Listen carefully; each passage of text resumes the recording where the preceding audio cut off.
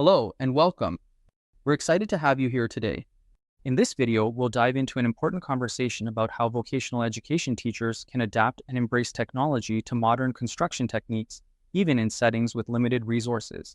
Whether you're teaching in a vocational school or training students on site, this discussion between two TVET teachers will provide insights on how to stay current, collaborate, and prepare the next generation of skilled professionals. Let's get started. In this video, you'll see a conversation between two vocational education teachers, Samuel and Lucia.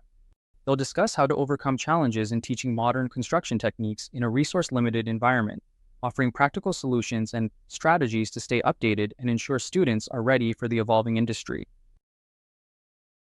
Lucia, when I started teaching here, we had to make do with whatever tools we could get our hands on.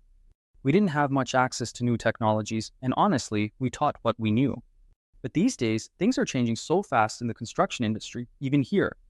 That's true, Samuel. I've been here only a couple of years, and I already see the need to adapt. Even though we're in a developing country and don't always have access to the latest tools, I've noticed that companies are starting to use more modern equipment and techniques, especially in the bigger construction projects. Yes, I've seen that too, especially with the new contracts coming in from international firms. But how do you stay updated on those technologies when we barely have the resources to get our hands on them? I mean, it's not like we have the latest machinery to show our students. You're right, we don't always have the equipment, but I try to stay informed by connecting with local professionals and builders who work with those firms. They often tell me about the new methods they're using. I also follow construction trends online whenever I can get access. It's not ideal, but it helps. I've been meaning to do that, but it feels overwhelming.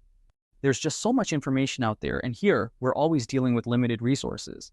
How do you bring those updates into your lessons when we can't even show the students the latest tools firsthand?